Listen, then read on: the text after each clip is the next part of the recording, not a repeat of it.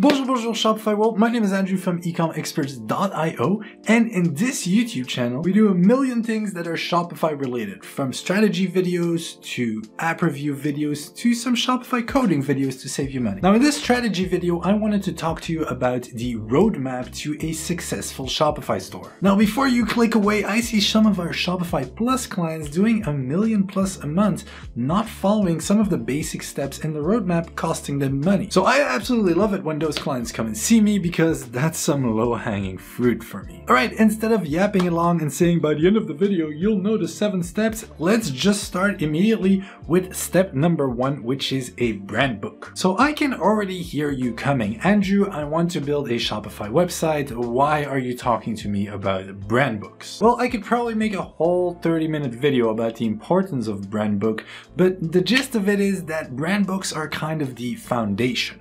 First, what does a brand book have? Well, a brand book is a book that's going to have a couple of things. For example, your mission, vision, and value, your target persona, your ideal customer, that, by the way, we talked elaborately about that in this video right here. It's also going to have the fonts you use, the colors, very important, your 2 main colors and your like 3 to 4 supporting colors, how to use your logo. A brand book is basically the identity of what your brand is. And the reason why it's important is that in a very good e-commerce build, a Shopify build, there is going to be a lot of different people involved. And by having a solid brand book, that's pretty easy to put together yourself. Even by having that solid brand book, you avoid that the person that does your marketing uses a light green for your brand, while on your website there is a dark green, while the person that does your email marketing has like a fuchsia green, which is that even a thing? But you get the point. By having a strong brand book, you have a streamlined brand and message across all platforms, across everywhere, a streamlined brand, and that comes off way more professionally, which is gonna significantly impact your return on investment and your conversion rate. Okay, cool. Now you have your brand book, you have your very base set. The next step would be to do some wireframing. Andrew, I really want to start putting my website together. Why do I have to do this stupid wireframe thing, whatever that means? I know you want to do your website, but trust me, first you need a plan, and that plan is the wireframe. You need to do this first. So what's the kind of the goal here? How does a wireframe work? Well, not everyone that's going to come to your website is going to come for the exact same reason. Some people might come to buy your product. Other people might come because they want a wholesale deal with you. Other people might come to look for a job. Other people might want to convince you to use their influencer services to work with you. In short, you're going to have tons of people coming to your store with very different goals. Now, you want to make sure that the important people that make you money reach their goal without being too distracted and end up spending their money with you. You know, websites that don't have wireframes are the type of websites that if you're looking for a specific information, let's say you want to buy one of their product and you end up logged in the wholesale section buying 5,000 units of something. Well, that's a bad website, because clearly they haven't figured out how you as a single product buyer are going to navigate through their website. You got lost, and well, there you go. You're probably frustrated and you're leaving. We had this client in New York not too long ago. They own a brewery and they had 4 types of people that wanted to visit their website, or that should visit their website. The first one were people that were just interested in buying beer and getting it delivered to them, classic e-commerce. The second one was wholesaling, restaurants that wanted to buy 10,000 units of a specific beer. The third one was people that wanted to come to the brewery to have a beer with their friends. And the fourth one was people outside of the state of New York that couldn't get the beer delivered because they wouldn't deliver outside of the state of New York, and that had to have this little map to figure out where they can buy the beer at a local retailer close by. Again, these 4 personas have completely different goals. So what you do not want is the guy that just wants to know the address and the opening hours because they're running late to meet their friends. You don't want them to get lost somewhere in the cart with 5,000 units because they're on the wholesale page. So outlining the path every single one of these customers are going to take before you build and design the website is very important. That's where the wireframe comes in. So you would say, okay, this is my home page, and for the first customer, he's going to click on the buy now because he wants to buy single units. And that buy now is going to bring him to a collection page with all our options, to the product page and the cart page. Easy enough. However, that person that wants to come and spend their money at a brewery, they just want to know the opening hours. So they're going to see that clear button right here, or that little map that says find our opening hours. And when they click on it, they see this page that's going to have this type of information, the hours, the location, and maybe a link to Google Maps. In the end of the day, your wireframe is going to be that beautiful funnel that's going to take each and every one of your customer to their desired location, which is going to increase your conversion rate. Do not just dump all of your customers on their homepage and hope they're going to get to their end goal, because they won't. All right, cool. So these were the two elements that most stores already don't do.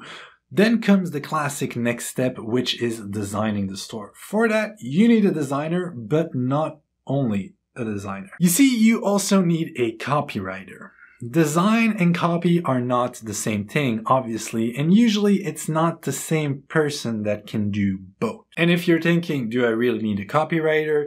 Well, research has shown that content and copy has a higher conversion rate than the design. So yes, the copywriter is very important. Now, what you want to avoid at all costs is have the designer build a beautiful design and the copywriter kind of having to fit their creation within that design, or vice versa, the copywriter having beautiful text and the designer kind of having to fit and work around the text of the copywriter. No, no, no, no, no. The designer and the copywriter need to work hand in hand together to create the templates. That's just how it is. Once you have your beautiful design templates, you can send it through to the developers. The developers, they're going to build it from scratch or using a template. They're going to code the entire thing to look exactly like the design. They're also going to make sure it looks good on mobile. Do not forget mobile. They're going to make sure it looks good on mobile, and they're going to integrate any apps that you might need integrated. Once you have done all of that, so now your store exists, the absolute next step is tracking. You need to include every single pixel that possibly exists, ideally to Google Tag Manager, but if that's too complicated, just add the pixels to your store. And you need to set up a system to capture as many emails as possible. Now, if you're wondering, Andrew, really, do I really need to install a LinkedIn pixel on day one? I mean, my clients probably aren't even on LinkedIn, and on day one, look at me. Look at me. Yes. The answer is absolutely yes. Now, I talk about data and the importance of tracking right here in this video. Super, super, super, super important. But just quickly like that, you might decide that you don't need a LinkedIn pixel right now because your crowd is not on LinkedIn.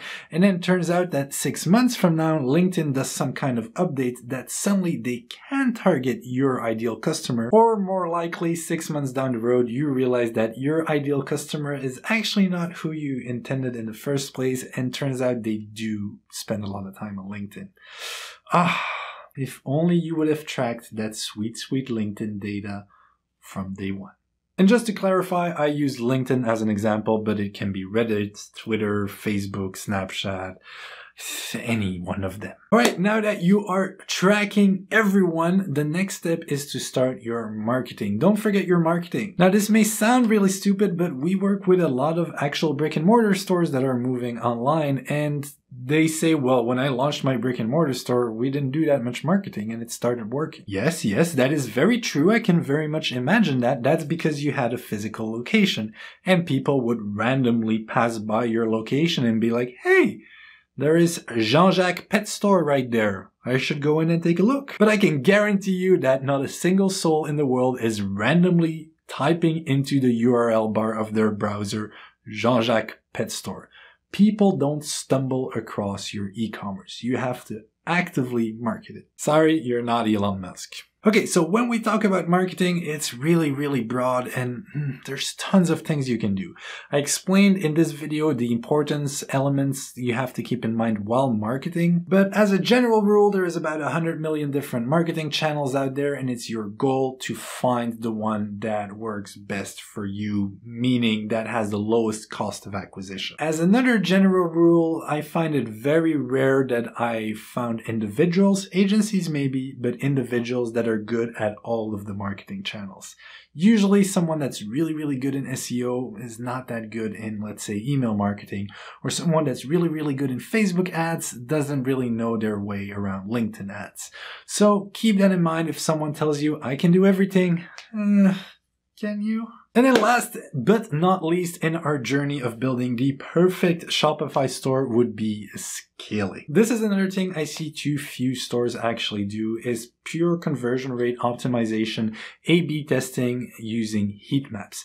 That's something just not enough stores do. Not too long ago, we were working on one of our Shopify Plus stores that we inherited, and we noticed that for some reason, there is a fair amount of people that used the Google Pixel to shop on the store. And weirdly enough, the buy now button on the Google Pixel was a little bit too low, so you couldn't really see it. It was just weirdly placed. So all we did was move the buy button on the Pixel a little bit higher, and you guessed it, the store made more money. Now this is really the situation where you talk about, is the blue buy button better than the red buy button? That really depends, but my point here is that I see way too many people asking those questions in the very beginning of building their store, while actually this is really more of a conversion rate optimization that you have to do using heat maps that you installed during the tracking version. So now you know exactly where people click, how people move through your wireframe and your website,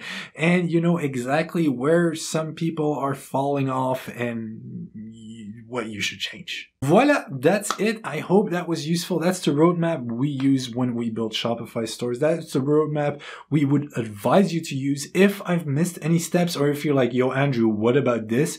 Please comment down below.